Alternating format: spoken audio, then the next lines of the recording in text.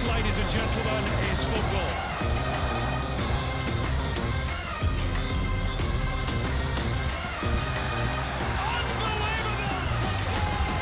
Hello and welcome to Total A-Leagues episode 4. I'm Vince Rugari, that's Tommy Oar. The A-League might stop during the international break, but we don't. Tommy, lots to talk about.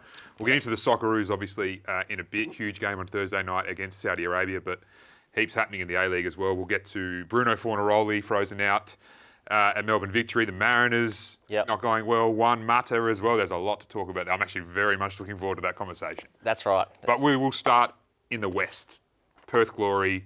Another 5-0 defeat to Melbourne City at the weekend. I have a feeling, Tommy, we're dealing with a team that might be historically bad in A-League terms. Unfortunately, I get no joy out of saying that, but they're in a bit of a mess. And we're in an international break is when clubs tend to review what's happening and look at their coaches and think about changes, which feels really early to talk about David Zulic in that sense. But Tommy, the way they're playing and the results they've been getting, I suppose you have to talk about it. I think you're right. I think it is very early, obviously, to talk about it, but the results, and I think more concerning than the results, have been the performances, and particularly defensively, because, there's a lot talked about, the press that they've kind of tried to instill and how it hasn't worked, but the performances have been very void of, inspiration. The players look flat. And I don't think it's down to fitness. I think there's more behind the scenes going on. The messaging from the coaches isn't getting across. And, the press conferences post-game aren't instilling much confidence, not only to the players, but to the supporters. Because if I'm a supporter and I'm hearing, the Groundhog Day kind of press conferences every week and the same excuses, why aren't they being rectified during the week? And I think it'll be a pretty frustrating time to be a Glory fan. Well, let's have a bit of Groundhog Day now then. Let's listen to Thriller talk about, what's going on at Perth Glory and in particular player fitness. We're in a position where I think the main group is not fit enough, and I have to try and get them fit during games. Like Pennington normally would have came off, ended up playing 90. Caicedo, played a lot longer than I thought he was going to play. Milanovich got injured again after 15 minutes. So, we're in a place where a lot of these, Meanies, we haven't even seen him. So a lot of the senior players, Rizzo's, been out since day one, so all these senior players are not available, and the ones that are coming back in are not fit. We will be pressing, but like I said, it's not it wasn't sustainable, and the players that we have at the moment are not fit enough to sustain it. Now, some of that, unfortunate, I'm guessing some of these senior players had injuries during pre-season, but I still feel like we've spoken about this before. It feels weird to me that you don't have players fit in round 4 after we've had an off-season that goes for 30 years. It's famously long. It's insane. Like, if there's one thing you should be, it should be fit. And, you've lost 4 games, 2 heavy losses at home. You haven't been at the races even with the ball, and the focus of the narratives all around pressing and fitness. Like, I feel like that's just the tip of the iceberg of the problems, because, the messaging and the strategy that they're trying to implement obviously isn't getting across to the players. That's the first point. Secondly, I think that, if fitness was to blame, then you would see it working sometimes, because, early in the game, you would see glimpses of, that's what they're trying to be, and you can see a bit of an identity. But from the first minute to the 90th minute in almost every game, they're not even getting close. Yeah. So I feel like the problems are more deeper seated than just being fitness related. But, from a coaching perspective, he's demonstrated at Sydney FC that he's capable. He obviously was well known for implementing their pressing style. And he's obviously tried to do that at Glory, or a version of that. But part of being a coach is dealing with the players that you have at your disposal. And he obviously doesn't have the players that is going to work with. And he has to find a new solution to that. And, continually trying to do the same things and not getting an outcome is insanity. So I think that he's going to have to do some soul searching during this period, and he has 2 weeks to try and find some answers. There's some underlying sort of historical problems at Perth Glory as well. They're coming from a long way back in terms of the last few years for them. Since COVID, they got destroyed by COVID as a football club, basically, and haven't recovered. Their ownership group, so there was a period last season where they didn't have an owner and were, in fact, losing players to opposition teams because of the lack of money and all that. And Alan Stajic, who we'll talk about later with the Wanderers, I think, all things considered, did a pretty good job to keep a lid on what must have been a really chaotic scenario there. But this ownership group is new to Australian football, new to football generally. If you think about the only other team they own is Catania in Italy's 3rd division. They're not going great either this season, but in the A-League, I feel like you need to know where the pitfalls are to know how to get around them, sort of thing. Yeah. They might be. It's just so early. They might be stumbling into a few things that they didn't know were there, and just learning their way through. That's going to take some time. Frustrating for Perth fans because we've been waiting literally 20 years since the end of the NSL for them to become another on and off field powerhouse in the A-League. But it is what it is at the moment, and some of it, I think, in terms of the fan frustration, possibly self-inflicted because Stan Lazaridis, the football director, was on radio in pre-season talking about we're going to bring in some wow signings. I'm not going wow at their signings at the moment, all due respect. And then again on radio on Monday, I think in Perth, he talked about there's going to be some major players coming in next season, if not January. And so if I'm a Perth fan, I'm waiting, I'm hoping, but I'm seeing nothing now. They're selling a big dream, but that's not going to fix next week's performance. That needs to be very much be the focus, and they do have enough quality in the squad to win A-League games. That's the bottom line. So there's no need to talk about players, in my view, that aren't there. They have enough in their squad right now to turn things around. I want to hear how they're going to do that. Well, how would you do that if you're Israel looking at the Unite round game that they got coming up? I mean, with the situation they've got, the personnel, and you can't execute the game plan he wants to, do you just try and park the bus for a couple of weeks and stem the bleeding? Potentially, but I feel like the whole game plan needs revisiting because they have players in Adam Taggart and other attacking players that can score goals, but they're getting zero supply. So for me, obviously, stopping the conceding at the back needs to be at the forefront of their rectifying the problems. But the problems are wholehearted with the ball and without the ball because if they improve with the ball, they won't have to defend for as larger periods as well. So that's also not been very promising for them. I just feel like all the tactics that they worked on in pre-season, they've stuck with it now for the first month of the A-League and it hasn't worked. They've got 2 weeks to revisit whatever the tactics that they're trying to implement are or whatever the messaging they're getting across is and either find a way to get better messaging across so the players understand their roles better or give them different roles. That's the two options. Yeah. Interesting watch on them just going forward. Hopefully it gets better quickly because the league's a better place when Perth Glory are flying. So we'll see. Socceroos, Thursday night, I'll be there at Amy Park to watch this game. Huge game for direct qualification hopes for the Socceroos against Saudi Arabia. In terms of A-League players, we talked about it last week. We did pretty well, I think, in terms of talking about who would be and who might be in the mix. So there's 7 in Tony Popovich's squad. Yep. I think, as we were just discussing earlier, only one probable starter, I think, in Jason Guerrier has been outstanding in the A-League. I don't think we had Hayden Matthews or Ryan Grant on our bingo cards, though, Tommy. No. Ryan Grant, it's been obviously a while since he was selected, but I'm not completely surprised by it because, obviously a short turnaround from the weekend's games. The game's in Australia. He's a known quantity. And with Popovich, it seems like from his early selections, he likes players that have proved themselves. And Ryan Grant, you know what you're going to get. He's fit, he's tenacious, he's experienced. If there's an injury to Lewis Miller or something, I think like he can be relied upon to put in a good performance. Yeah. And with Hayden Matthews, I think like the comments that Popovich made, justifying his selection was very much looking to the future. So I think that he's shown, obviously on the weekend, had a difficult moment getting the red card, but looking at the big picture, he's an extremely promising young defender. And what do you think of, I guess, the challenges here? I mean, are they showing just a little bit of immaturity, I think, or is this part of the way that Uffy will want them to defend as a team in terms of cutting off those counters before they happen?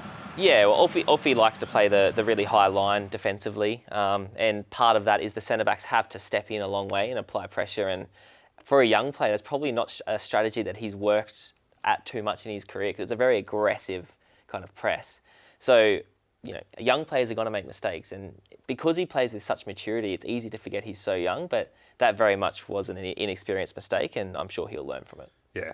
It seems to me like Popper just wants to get his teeth into him early doors. He must really rate him as a centre-back himself once upon a time. If you can get your hands on him early and show him what it's going to take to reach the highest levels, that's a positive, I think, for everyone. He's so composed. For someone his age, he plays with such maturity and he's physically imposing for his age as well. So he's a huge talent, no doubt.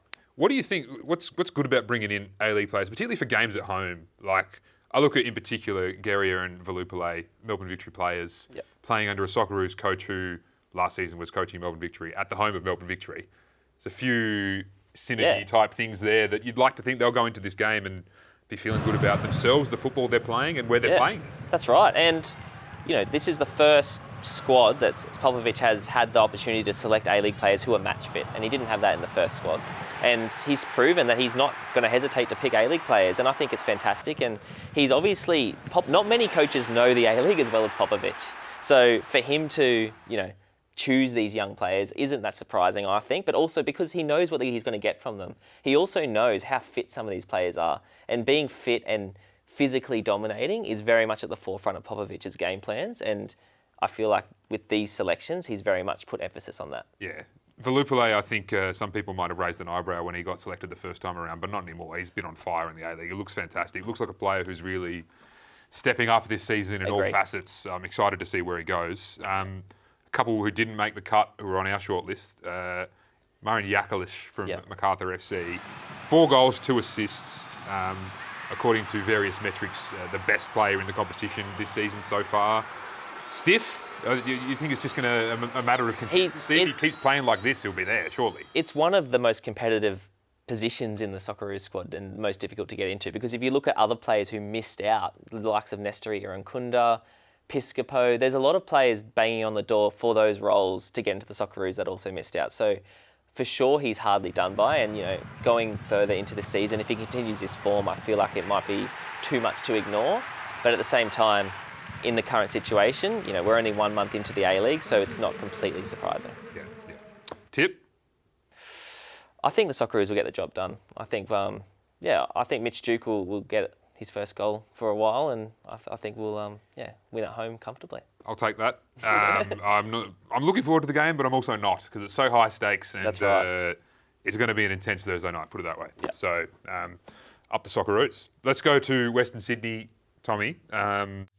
Look, a win on the weekend. We sort of, put them on the spotlight last week and talked about their sort of overall setup as a club and, how are they making the decisions they are.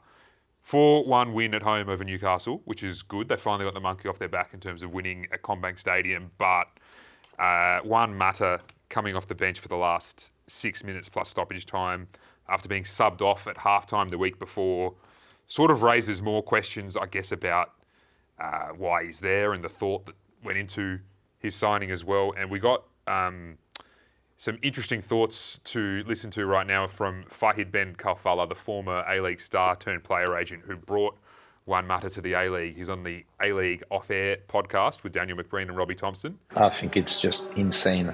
For me, when you bring someone like him, you have to play him in a system that suits him. I couldn't believe it, to be honest, before the game when I saw he was on the bench. I couldn't believe when he only came on for 10 minutes or 8 minutes, or whatever. I think, to be honest, I think it's disrespectful.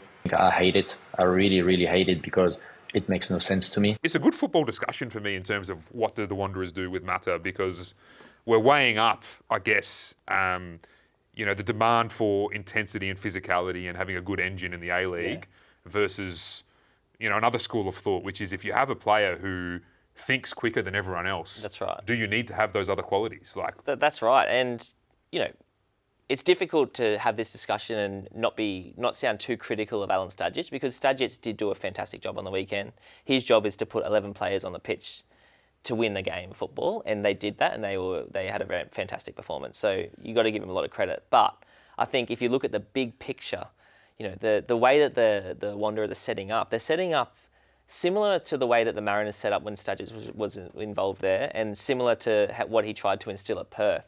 And with the Wanderers, I think that his squad is much stronger than the squads he had at those previous clubs. And with Mata, he has the opportunity, I believe, to really dominate this league. And without Mata, I'm not sure they have the capability to do that. But with him, there's no doubt in the starting lineup, I feel like that they're very much capable of doing that. And him to play as a number 6 or a defensive midfielder, which Alan Stajic, touched on, he brought him on for the last 5-10 minutes in that position. I believe that's the position he should be playing, but from the start. And that, I think you'll see the best of the attacking talent that the Wanderers have if he plays in that role. Because, not many players in A-League history have the football intelligence and the technical ability of Mata. You just want him to be on the ball as much as possible. And for him to be on the bench, I can understand Ben Kalfala's comments and his criticisms, because he is his agent as well, but also as a football fan, I want to watch him play. Yeah, and look, I'm sure the Wanderers owner as well, whoever's put their hand in their pocket to bring Juan Mata out, wants to see him play more. And it poses the question, did Alan Stajic sign Mata or was he involved in the process? Because if he's not a player that fits into the mould of a starting 11 player for him, then why did they sign him? Good question. So it's one or the other for me, and I'm not sure which one it is. Me either. Let's hear from Staj now. Obviously, was asked post-match on Friday night why Juan Mata was on the bench.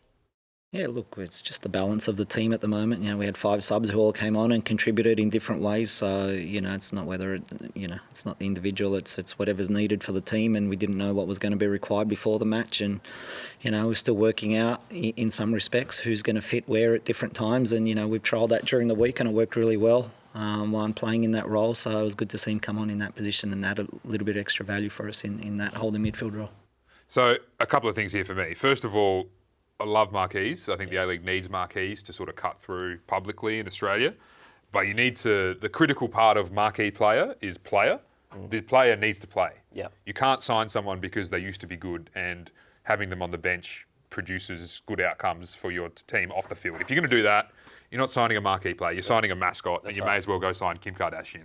It's true. Seriously, because if it's about boosting your bottom line, then there's all sorts of things you can do there. Yeah. But if it's about boosting your football team, you need to go and sign a player who's capable of doing that. Now, Douglas Costa at Sydney FC, it's a different scenario, of course, but he's a winger, right? And so you can just put him on the wing and you don't have to build the system around him. You can just plug and play.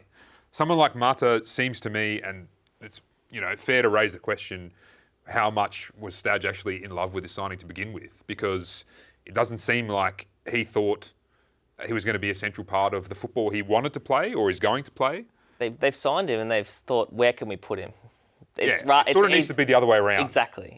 Like the Douglas Costa, that was clearly the case for Sydney FC. You can see he's the player that fits into the mould of how they were already playing. And now they have him. Whatever the football problem they're going to come up against, and Stajic just touched on it in his press conference, they don't know week in, week out what challenge or what kind of difficulties they're going to face with the opposition.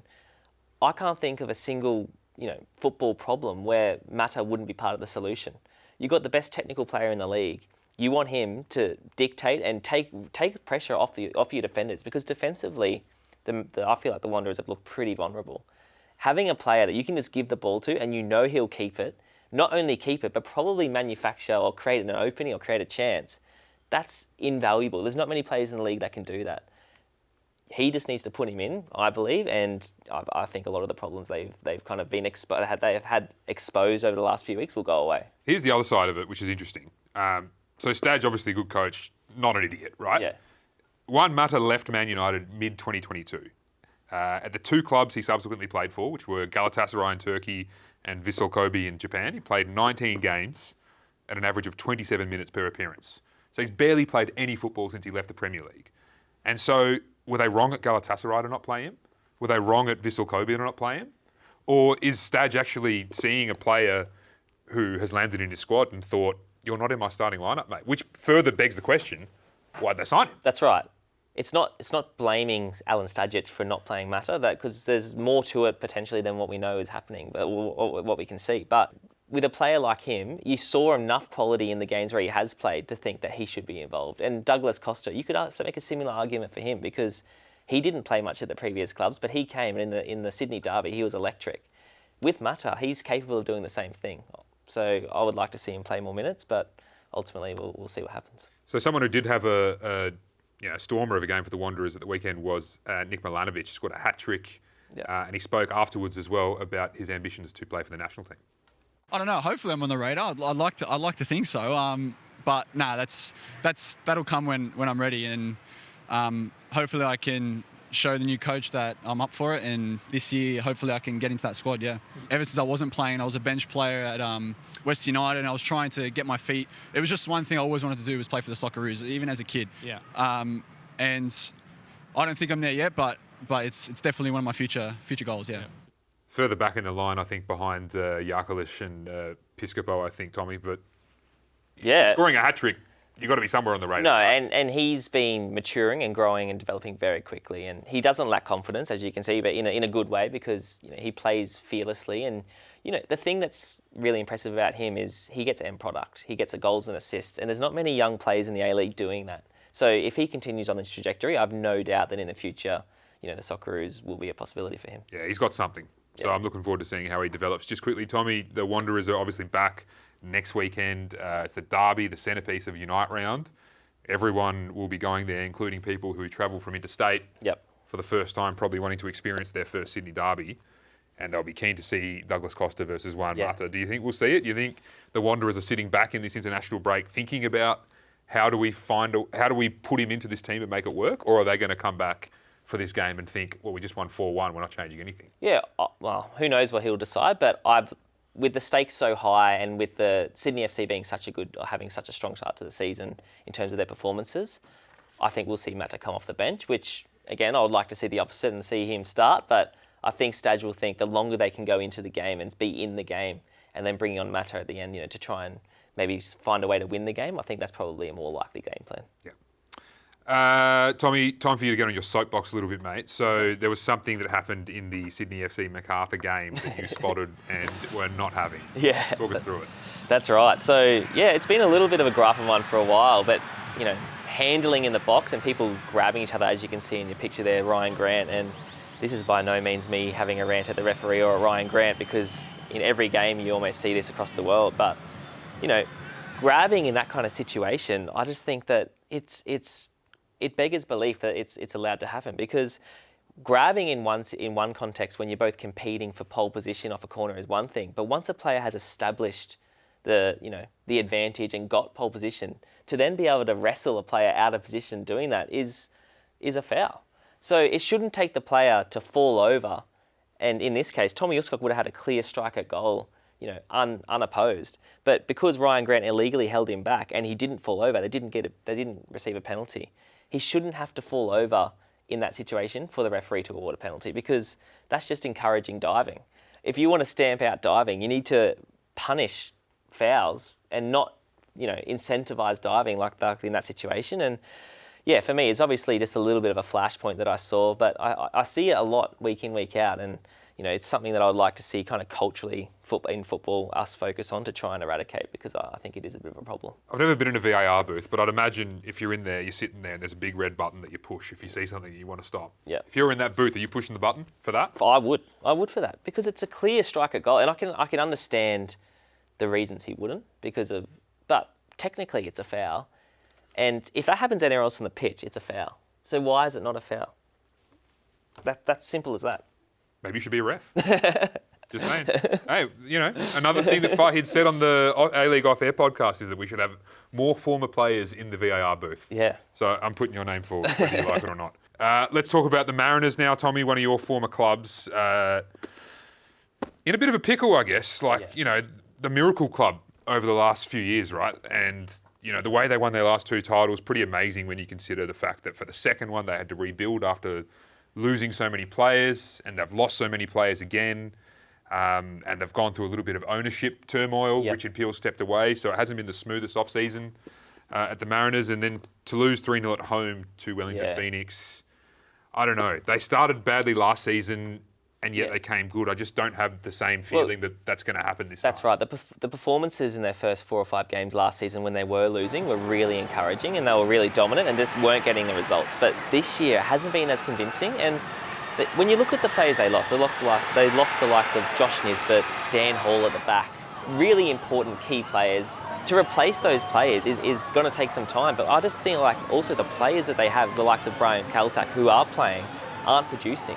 I feel like he's hopelessly out of form, and it's a team that, with the ACL and all the travel requirements that is taking out of them, look like a team that has no energy in the games, a team that probably doesn't have the squad depth to rotate. They're a team that is probably just lacking quality, particularly in the front third, to do what they have in previous seasons, because for the last 2 or 3 seasons they've continually exceeded expectations. And that almost has made our expectations of the Mariners unrealistic, probably. So it's going to be a difficult season for them, I think. You know Trent Sainsbury pretty well. He was there, and he's not going to obviously fix their problems in the front third. They can't score goals at the moment. There's lacking cutting edge. But, really unlucky to have him suffer a freak gym injury in pre-season. I think it was a pec injury, which can't be good fun. When he comes back, which is probably January, February type areas, what's he going to give to them? Is he just going to give a bit of structure, leadership? Leadership, and there has been a little bit of a leadership vacuum there since all those experience and their key players left. So there's no doubt he'll make a huge difference. But the flip side of that is their biggest weakness so far has been the likes of Alu Kuol, who's probably been a bit out of form. They're not a real goal threat or a real constant goal threat. And if they're going to find a way to get into the six this year, they need to somehow find a way to be more of a goal threat. And Trent Sainsbury is a fantastic player, but as a centre-back, his influence on that won't be as tangible. And they probably need to look into the transfer market in January, I think, to look for even just added legs and added numbers in the front third. Speaking of which, Bruno Fori is... it's not looking good for him at Melbourne Victory. He's not even getting into the matchday squads, even though he scored, I think, 18 goals last season, Golden Boot.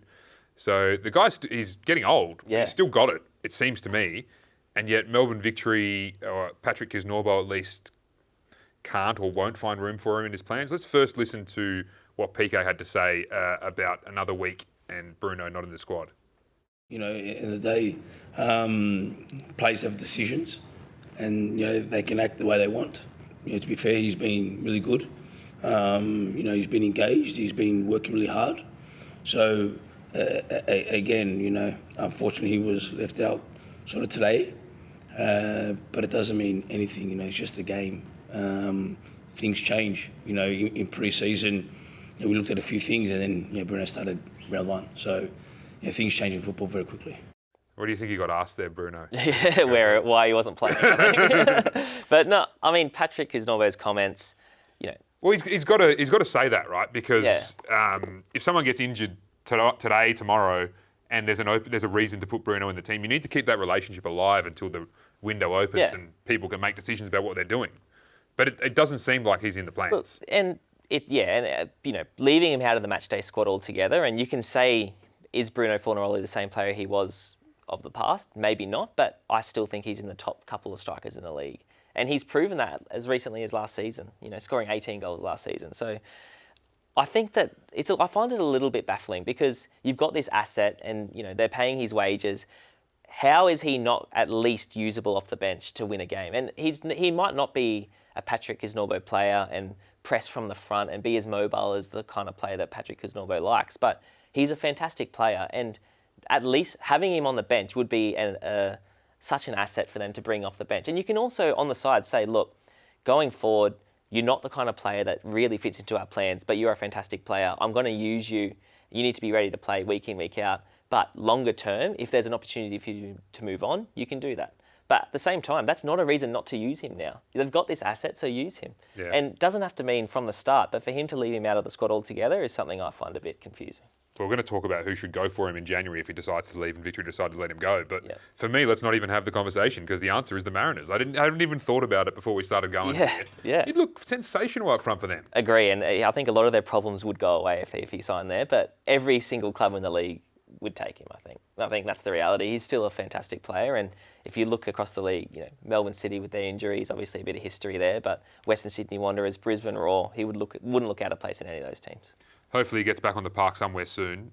Tommy, let's go into extra time, 3 minutes. Let's rip through some things. A-League on Sunday was absolutely on fire. One of the best A-League days I can remember, and 2 cracking goals. Which one was your favourite? We have the Aria Pio bicycle. Yeah. And then we got the Hideki Ishigi free kick for Wellington Phoenix, which we're about to see here.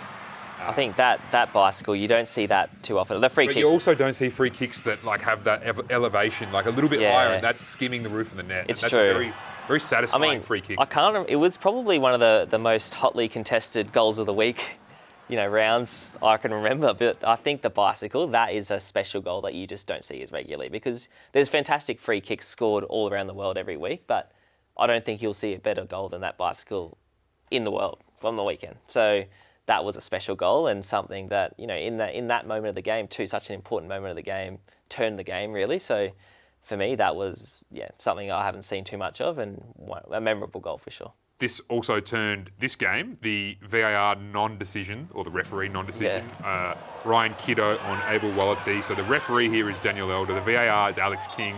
Yeah. The ref saw nothing, the VAR saw nothing. Football Australia has come out and said it should have been a penalty. So the question is, what is a fitting and just punishment, Tommy? Should these Well- refs not ref the next week, or how does it work? It's as long as there's I mean, we can all agree it was a penalty. But as long as there's referees involved and there's humans involved in decision making, there's going to be human error, and these mistakes will happen. And if you look at Western United's goal, there was a lot of arguments for it being potentially offside. And as long as there will be mistakes. And I think Alex King has been one of the most consistent, or probably the most consistent and standout referee in the A-League over such a long period of time. And this is an unfortunate mistake that I'm sure he'll admit to, but that's just the way it happens, and you win some and you lose some. So I think that, as difficult as it is to swallow sometimes, you just have to move on.